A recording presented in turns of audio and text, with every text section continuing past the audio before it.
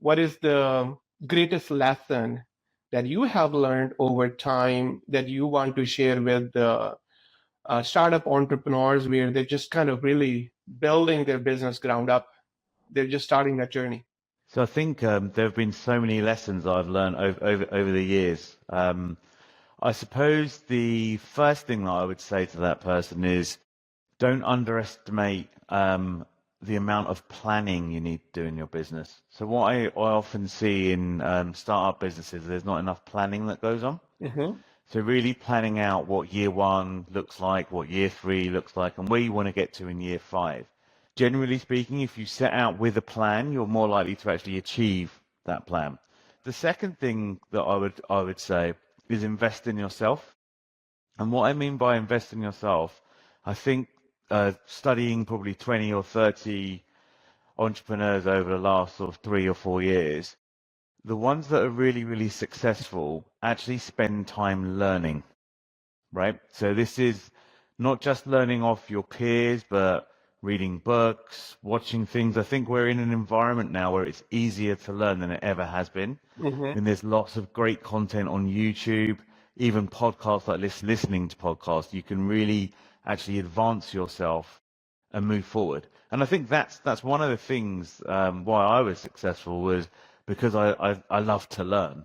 You know, I used to learn a lot of stuff, and I still learn a lot of irrelevant stuff, but sometimes I learn some relevant stuff as well. So I think those are my kind of two key things: planning and making sure that you're investing time in yourself by learning and continuously learning. That is so amazing. I truly believe in that. And, I meet a lot of entrepreneurs as well. And one thing that they have common, like people who are very successful, they take that purposeful pause to plan. And one thing that you shared with me is that, when you started or when you adopted that practice of Monday taking thinking time, like sitting on your thinking chair and just to think and plan, and everything changed. And the second is learning, because growth comes from you taking time to learn, that continuous learning that you mentioned. And when you grow, everything and everyone around you grows.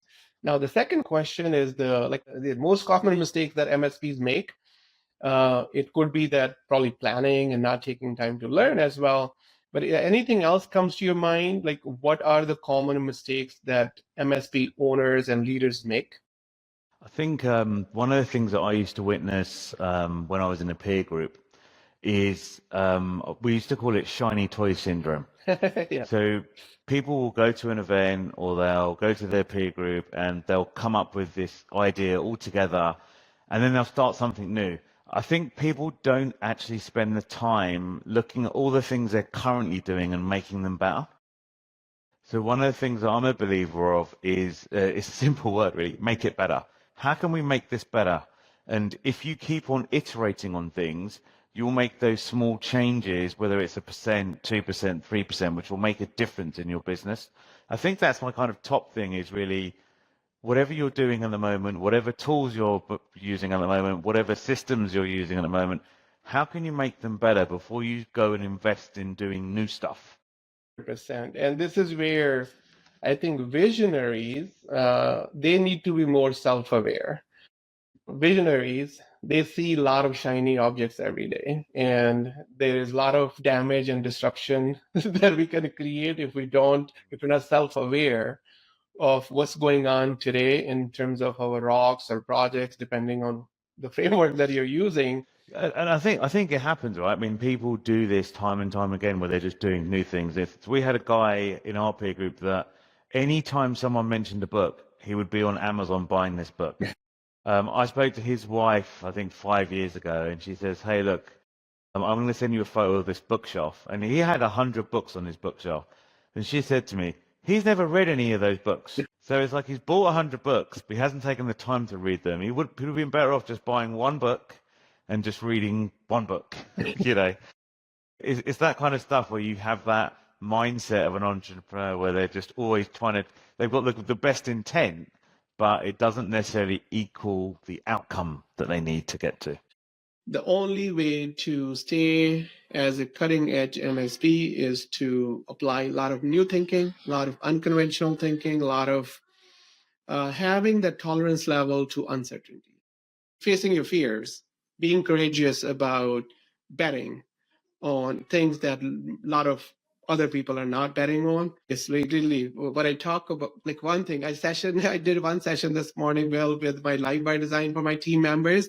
So I had them create two lists. One was indecisions in their life, and the other one was your worst indecisions list and your best bad decisions list. And then the whole point that I made at the end of that reflection was bad decisions are always better than no decision or indecision. Yeah. Right. So when it's your bother list, it's bothering you. It's kind of that anxiety is there, the friction is there with yourself, like not making a decision. And for whatever reason, it could be clarity required. It could be like, the courage required. It could be whatever is required, but you have indecisions. The worst thing that one entrepreneur especially can do is not making decisions.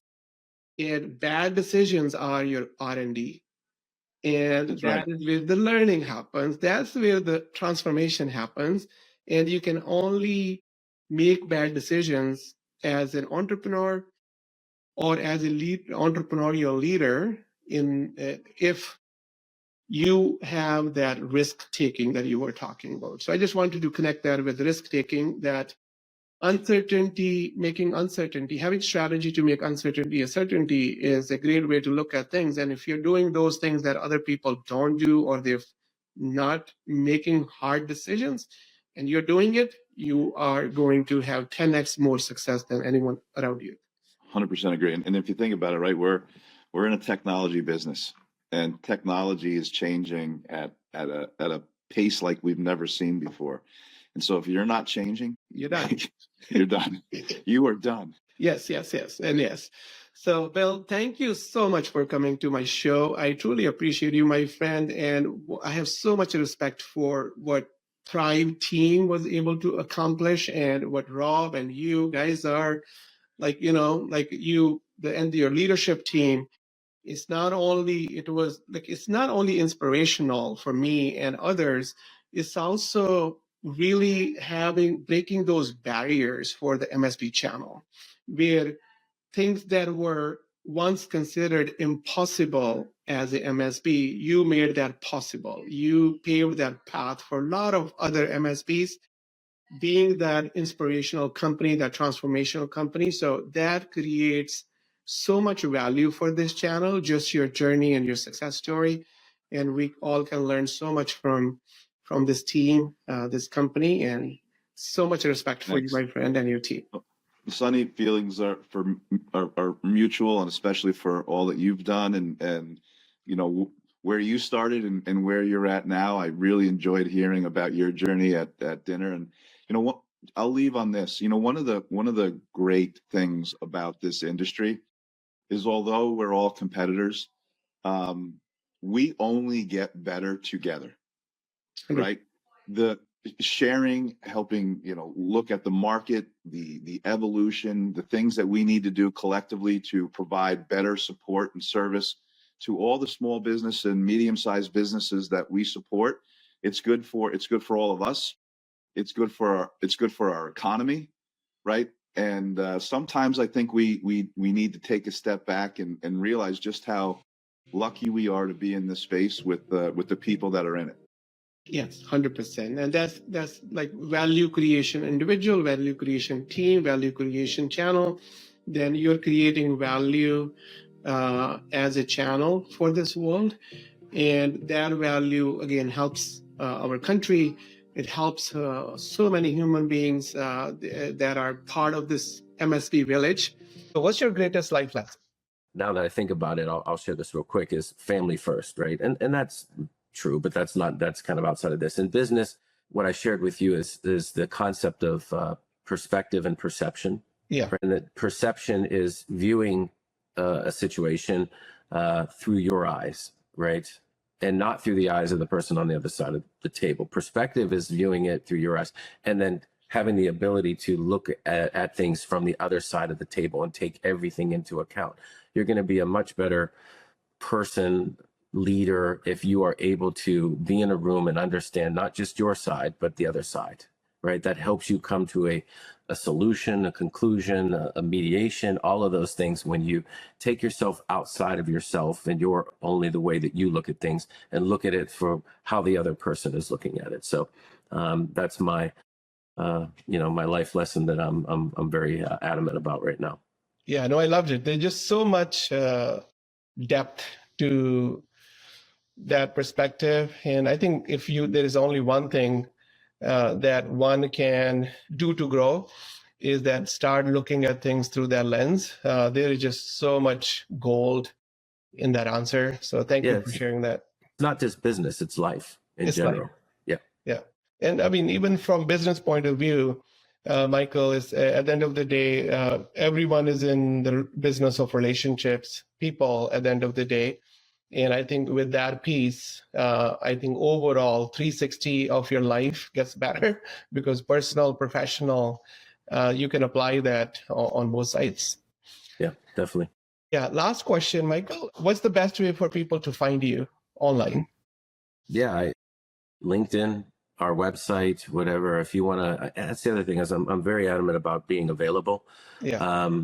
So, you can find me on LinkedIn. You can find my information on the website. My email address is on there. Pretty easy to find me on LinkedIn and or our website, and happy to talk to whoever. If somebody wants to just talk about, hey, I'm trying to build my own security practice. Well, I could probably keep you from falling in a few potholes along the way. I'm happy to help. Yeah, no, that is great. I think the channel truly appreciate that when someone shows up with that mindset, because then we're better together as a MSP channel, and I mean, a great way to think and make an impact and do more things with the collaborations, where 1 and 1 you say is 5. I normally say 1. When you put 1 right next to another 1, that's 11x. Well, I aspire to get to your multiplier at some point. I'm at 5. I'll get to 11 now that I can use it after this. Yeah. And thank you so much, Michael, for your friendship, your partnership. Reverse culture fit interviews. And basically what that is that when we're interviewing people, you're always coming, you're asking them questions, and sometimes it's on a panel and they're a little overwhelmed and nervous. But then what we do is we take different people from our company at any different level, whether that be a help desk person, a network engineer, a project manager, another executive, a salesperson. We give their contact information to a candidate we've down selected and we're pretty sure is going to be a good fit for us. And we give them that contact information for them to reach out, the candidate to reach out to those 4 or 5 people to interview us, to see if they would like to be here at R3. I haven't come across that in other organizations where people are given that opportunity so they can go and ask how the person likes it at R3. What's the culture really like? Because we give a wide spectrum of roles, you don't have only the leadership or only the managers or only the help desk people or only the field engineers. It's a mix of eclectic people for the candidate to really glean in and interview. And I think that works pretty well. Yeah, that is so unique. I mean, I have been a student of building teams and wrote 2 books. I have never come across this type of thinking where you call it reverse culture fit, where the candidate, once it's they go through the process, and you believe as a hiring manager or hiring team that person is good fit. Now, letting that person interview your team, that is very different, and I think it makes perfect sense, because the fit means a two-way fit. Correct. And normally we often make it more like a one-way street, but you're making it a two-way street, which is, I think, very, very effective way of looking at it. And I think this is the best way. It takes the courage, confidence in your own culture and your team for you to be able to do this. That's so amazing. Thank you. And what it also does, it encourages our internal staff to be part of that process, because Yeah. even the junior staff get to do that. I mean, how often do you find as a junior staff member that you get to do interviews, but they're part of that interview process. So they have a little bit of a buy-in for that person coming in too. So that gives Yeah. them experience as well. That's so amazing. I think if there's one thing from this whole podcast that we can take back, is this is probably the greatest takeaway for me, at least, that this is a great way to look at hiring, so that you are bringing in people where they're so well aligned, because at the end of the day, misalignment comes from values misalignment.